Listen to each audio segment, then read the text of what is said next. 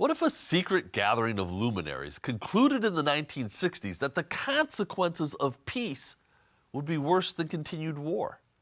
Today's guest explains that in 1967, at the height of the Vietnam War, just such a story emerged, and its consequences reverberate to this day. He's Phil Tinline this week on Story in the Public Square.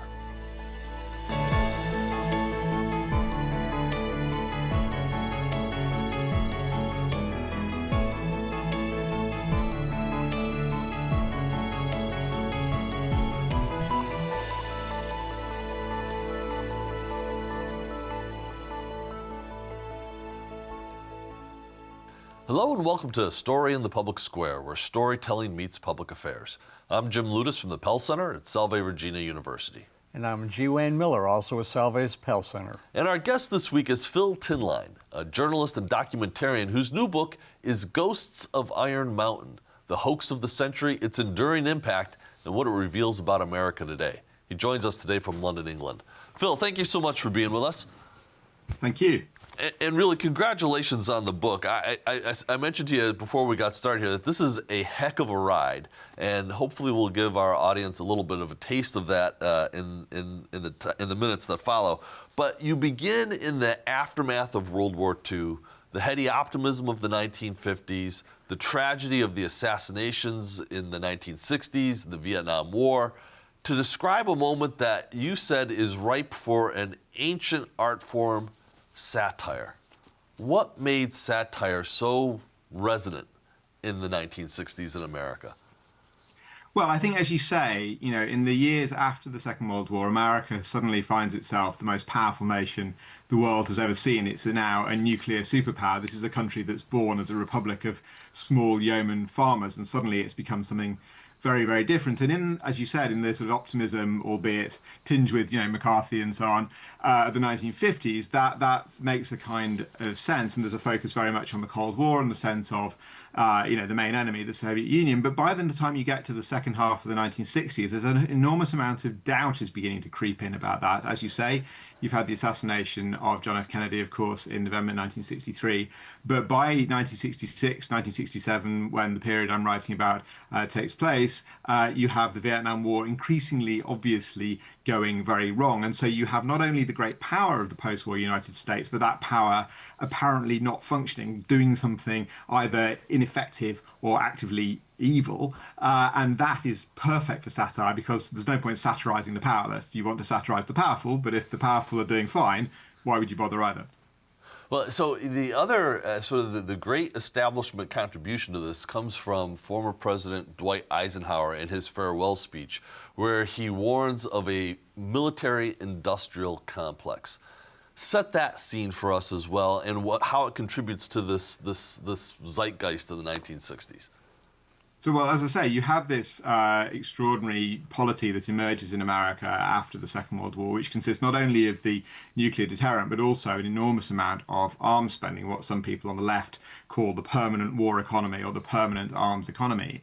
And Eisenhower is very obviously not a man of the left, but he has a rather interesting figure writing his speeches for him, a political scientist and journalist, as was, called Malcolm Moose, who, like Eisenhower, has really started to notice quite how much money is going into the so-called defense industry, and in particular noticing the way that congressmen are very, very keen for the government, for the Pentagon to spend lots of money in their district. And Eisenhower is, obviously a man of the military, America's top general during the Second World War, but he's also keen to balance the books. He's also quite sort of parsimonious. He's not keen on all this money flowing out the door. So you get this very curious marriage of thinking between Moose, who's reading the ideas of C. Wright Mills, the power elite, the causes of World War III, really quite sort of proto-New Left ideas, and Eisenhower, who wants to, in classic conservative fashion, balance the budget. And they become very concerned about this idea that they term the military-industrial complex, that far too much money is pouring out the door, and that not only is that economically potentially problematic, it's also problematic democratically.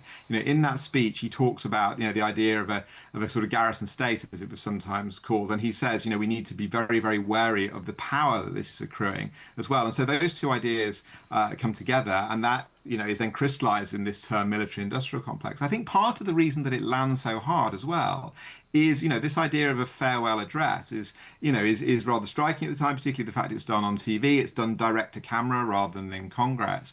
And the idea that Eisenhower, of all people, would talk in this way sort of galvanizes the few people on the American left, and that becomes very sort of striking. But of course, as we'll perhaps go on to talk about it, at that point, it is not conspiratorial at all. It's not a conspiracy theory at all. It's just an analysis, a critique.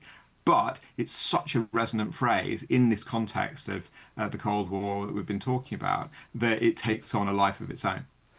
So, Phil, what and where was the real Iron Mountain? And there was a real Iron Mountain. And there still is. Iron Mountain is a site to the north of New York City. It's about 110 miles north of New York City in beautiful, beautiful Hudson Valley countryside. Farms all around. You can actually see what the country was originally, in the 1770s. And it began as an iron mine. It was then it served as an iron mine during the Civil War, made cannonballs for the Civil War. It then becomes a mushroom farm. And then its owner, after the Second World War, in precisely this context we've been talking about, has a bright idea. Because at this point in the 1950s, there's a great enthusiasm for nuclear bunkers.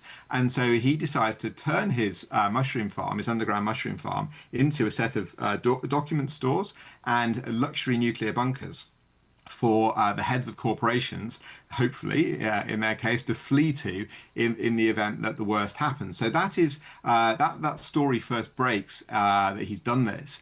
He starts to let journalists in early 1966. There's a story, I think, on the front page of the Wall Street Journal, and then it becomes, something that corporations use in that way. Now, I should say that there is a corporation called Iron Mountain, which takes its name from that site, but it has nothing to do with this story. It's still absolutely in existence and I'm sure thriving away, but it is not connected to this story because it takes on that name in the years after the hoax. But the site is still there. I wasn't able to get access, sadly, but I did go and look at the road leading up to it, and from past footage and past journalism, I was able to construct a pretty good sense of the kind of the world you saw inside it in the 1960s, chandeliers, world maps, and all. So it becomes the source, the origin of a great hoax, which is what your book is about. Tell us how that hoax came to be. Sure. Well, so as I say, it begins in early 1966, and the Vietnam War by this point is beginning to become more contested. It's nowhere near as contested as it was, 18 months later. But there's a curious moment early in 1966 because it looks briefly like a peace deal might happen, and on Wall Street shares dip. Now you might think shares would go up, but in fact they dip, and this is dubbed a peace scare. It's something that C. Wright Mills had written about before. But three young journalists who've been running this satire magazine called Monocle are sitting in their office on the bottom of Fifth Avenue near Greenwich Village, and they see this in the papers and they think, this is very strange. Why are shares going down at the prospect of peace? But then they think, this gives us an idea. What if we concocted the story of a top secret government report commissioned by the Kennedy administration, which would scope out for the administration what might happen to America if permanent global peace broke out? The satirical joke being that it would destroy the American economy, it would wreck society, and terrible things would have to be done instead to replace all the beneficial effects of war. And they go to a writer called Leonard Lewin, who is an older satirist. These guys are in their early 30s. Lewin is nearer 50. And he says, well, if we're going to do the story of this report, I have to write the actual report, because the idea is that the report is so incendiary that it's been suppressed by the government and then it's leaked. That's the sort of shtick of it. But that's where it comes from. It's a sort of method acting approach to satire, I suppose. You've got to actually have the document to tell it. What gives this story such stickiness? Why? How does it propagate, and then why does it stay with us for so long?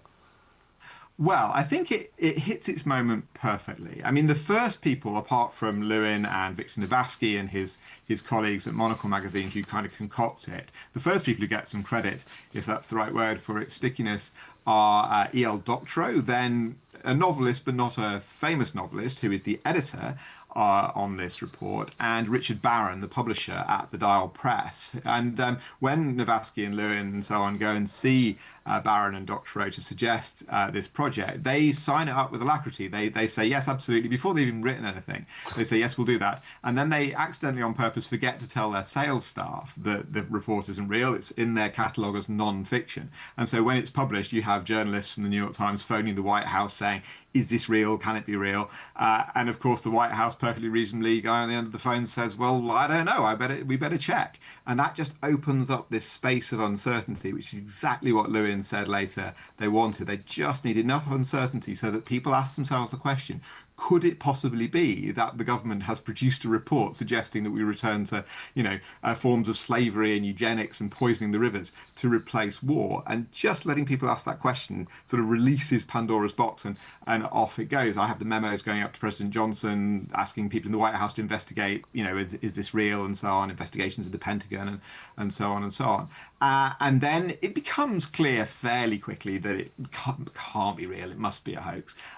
These reports eventually come back and say so. But then there's a great big debate about who wrote it. Was it Henry Kissinger, who's just beginning to become famous? Was it Noam Chomsky, likewise just beginning to become famous? Was it Richard Revere, who'd been satirist, or Richard Goodwin, who'd been writing speeches for Johnson and was disillusioned, and so on? And so that gives it its second life. They also don't say that it's satire until somewhat later, so that kind of keeps it going. And then it has this whole other life in the 1990s that perhaps we can go on to. But I think it's just, it hits a perfect moment. It sort of expresses how people are worrying about power and just extends it satirically to the point of absurdity, but not too far. We're going to get to the 1990s in a minute, but I wanted to ask you, I spend a lot of time on my own research looking at contemporary modern disinformation campaigns. And one of the great goblins that we always have to beat down is confirmation bias. Is this just an example of people who wanted this confirmed what they already believed to be true in the first place, and that's why this thing gets the kind of legs that it does? I think that's exactly right. I think, at the time and today and before the 1960s, many people have a sense that, for reasons we can understand, that there's some sort of dark cabal, some sort of secret committee somewhere that has immense power and doesn't really mean ordinary people well. And so when you come up with this very resonant sense of a secret study group, a special study group appointed by the government to meet in secrecy in very resonant places like nuclear bunkers under things called Iron Mountain, it's hardly surprising that it keys into that sense. But it does also, not key just into that sort of generic sense, but also into this particular moment in the late 60s when people are really beginning to worry about what the American state is up to. And that speaks to something we were talking about before, which is this sense of the sort of the national security state, that's set up after the war. You suddenly have not only more power, but more secrecy. And that, of course, creates a great big blank canvas onto which people can project all sorts of horrified imaginings. So it wasn't just people on the right who embraced this as true. It was people on the left as well. Talk about that, because that, to me, was a little bit surprising, but it happened. It did happen, and I think that's because, particularly for young American men in the late 1960s, the idea that the government didn't mean them well is not hard to understand. If you're being potentially going to be drafted by force into a war that you're actively opposed to and may be, horribly injured, killed, or have to kill, people to whom you mean no harm, you can see why people might think that actually this is because the military machine, the military industrial complex just needs to kind of feed the meat grinder to keep churning out the profits. There's an extraordinary scene at Yale University just after it's published where Reagan, then governor of California, Ronald Reagan, is spending a couple of weeks at Yale for some reason, and students are talking to him, debating with him about this, and one of them says, have you read Report from Iron Mountain? And Reagan actually gives quite a smart answer. He starts talking about the conspiracy theory against the munition makers that he will have remembered from his youth in the interwar period, and the student backs off and says, I didn't mean that. So there's a sense, I think, from some of them at least, that they're trying not to be conspiratorial about it, but no, certainly some people did believe it. And, I've talked to people since who were given it to study in the 1970s. So I think it speaks to, the confirmation bias of both the left and the right in different ways. Well, and it does feed a whole resurrection of the conspiracy theories around the assassination of President John F. Kennedy in the 1990s. And this brings in Oliver Stone, it brings in popular film. Do you want to just give us a taste of what that was about? Yes, there is this extraordinary character called Colonel Fletcher Prouty, who had served in the Air Force, had served in the Pentagon, had worked as a sort of liaison man for the CIA when they were getting their quite secret operations up and running, and up until the early 60s. And he is the figure in Oliver Stone's movie JFK, who is the inspiration for Mr. X, brilliantly played by Donald Sutherland, who meets Kevin Costner's Jim Garrison, the DA from New Orleans, on the steps of the Lincoln Memorial, and walks him along the mile, explaining exactly, the nature of the dark conspiracy that killed Kennedy and that's based on the war machine. And at the end of that very long scene, he says that the basic sort of social system, the basic driver of society, Mr. Garrison, is war. And this is a very close paraphrase of what Fletcher Prouty had been saying in a series of articles for a magazine called Freedom in the mid 1980s, where he was using Report from Iron Mountain, which he was convinced was real, to kind of explicate what he remembered from the Kennedy administration and the law around the assassination, to explain, as it seemed, why Kennedy had been killed by the military-industrial complex. So right at the core of that film, right in the sort of the why section of the film rather than the how or the who, the explanation is based on a hoax document. And when Oliver Stone was talking about the film, I think at the National Press Club in early 1992, he says at one point, he's got a bunch of people on the dais next to him, and he says, "People have said I made Mr. X up. I haven't. He's here.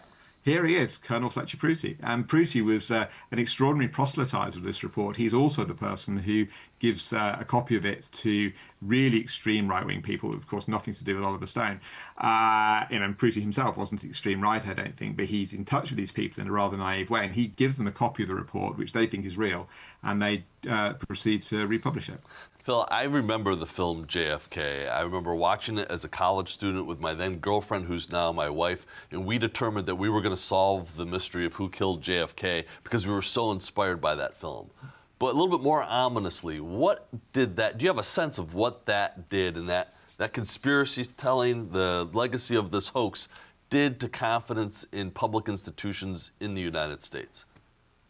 Well, I think the film, incorporates the hoax as though it's real, and a whole bunch of other bits of conspiracist lore, and I do think it plays quite a big role because, as you say, it's a huge blockbuster in helping to undermine confidence, again based on what people are already feeling. These things never start from zero; they're always got a compound existing feeling. But it's striking when it happens. Now, I haven't seen anything to suggest that this is in Stone's mind particularly, but it just happens to land at a point where America has kind of won the Cold War, and a strange thing has happened. Rather than feeling a sense of kind of ease and victory and celebration like in 1945, there's a sort of jarring sense of unease. The great unifying arch enemy has gone. At the same time, you have the so-called peace dividend. You have George Bush beginning to cut spending on the defense industry. So at the very time when we're hearing in the movie about the military-industrial complex and its omnipotent malign presence,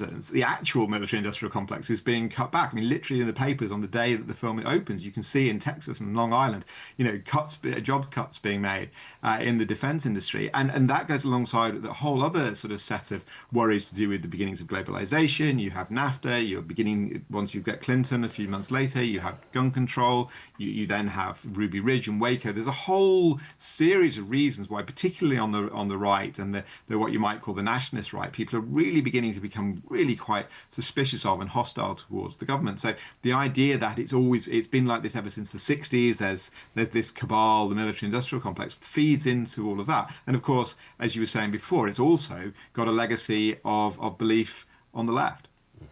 So we're taping this about 6 months into the second presidency of Donald Trump, and he has vowed to root out the deep state, and many other people believe that there's a deep state. Talk about how the hoax influences that today. Well, so it's a particularly useful document if you believe that there is some sort of dark presence at the heart of power, whether you call it the military-industrial complex or the power elite or the deep state or the invisible government or the shadow government or whatever you call it, because you can take all sorts of things which you might object to and you might decide are the products of a malign cabal, and use report from Iron Mountain to show that, show in quotes, that they are, things that have been planned by the elite. So, for instance, one of the things that it talks about, as I mentioned earlier, is the idea that, one way you might have to replace the effect of war, the unifying effect of war, is gross pollution of the environment. Now, that's said in 1967, and there's a line in the report saying, well, that's probably impractical because it would be a generation and a half before the environmental pollution is a sufficiently sort of severe problem for it to have that effect. So people look at that in the early 90s when the Rio summit's happening and so on, and go, aha, 1967, 1992, that is a generation and a half. The reason environmental policy has gone in this way that's oppressing ordinary, real Americans is because in 1967 people concocted this idea, and here we are a generation and a half later. Their plan has come to fruition. So it's such a useful document because it can be used in that kind of way.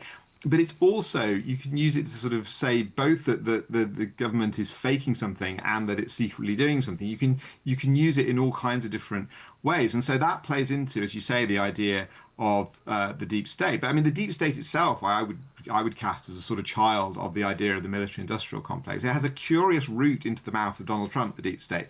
There's a guy called Mike Lofgren, who's a long-standing staffer on Capitol Hill, who writes this book in 2016 called The Deep State, which is very critical of Donald Trump indeed, but it uses arguments which speak to some of the discontent people feel about the kind of accretion of power in the combination of Wall Street, Silicon Valley, and the defense industry, and elements of Congress. And it speaks to the same sort of angst that Trump is playing on. But of course, Lofgren's analysis is largely not conspiracist, whereas Trump's is very much conspiracist. And so that, comes out of this same tradition. So to get ready for this, one of the things that I did was I wanted to see sort of the legacy of the hoax online, and I landed on a Wikipedia page that begins with this quote: "The report from Iron Mountain is purported to be a 1967 anti-war satire written by Leonard C. Lewin. However, many believe the book to be true, and all information regarding it being a hoax is untrue, and the meeting and report did actually take place, and the findings were published as truth.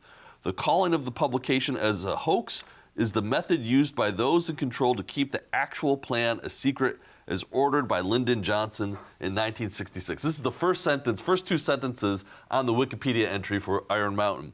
My question for you is, what does this tell us in 2025 about the media environment we're living in today? Nothing good.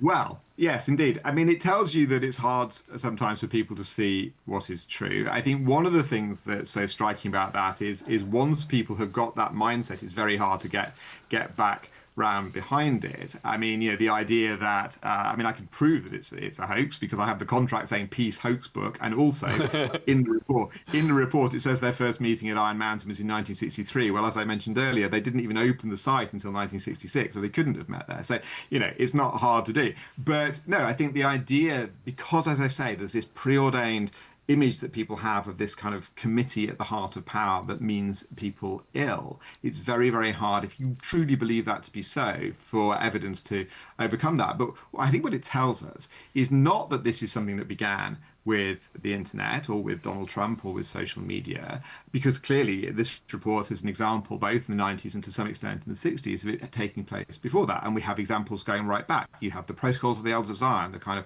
evil, toxic, anti-Semitic smear concocted partly out of an old French satire at the beginning of the 20th century and going back from there. I think what has happened, though, and where things have changed, is what we have at the moment is a confluence of things we haven't seen for quite a long time. We have disruptive new communications technology, and we've had a long period, ever since the financial crash in 2008, of kind of political flux, of political uncertainty. We haven't really seen that since the 1930s. And add on top of that the ideas that are bundled together as sort of postmodernism, the idea that everyone has their own truth, that narrative is all, and that everything can be kind of deconstructed and questioned to the point of fundamental doubt. Put all those three things together, it's hardly surprising that it's quite hard to convince people that the truth is the truth. Phil Tinline, this is a remarkable book. The Ghosts of Iron Mountain, remarkable read. Thank you for spending some time with us. That is all the time we have this week for Story in the Public Square.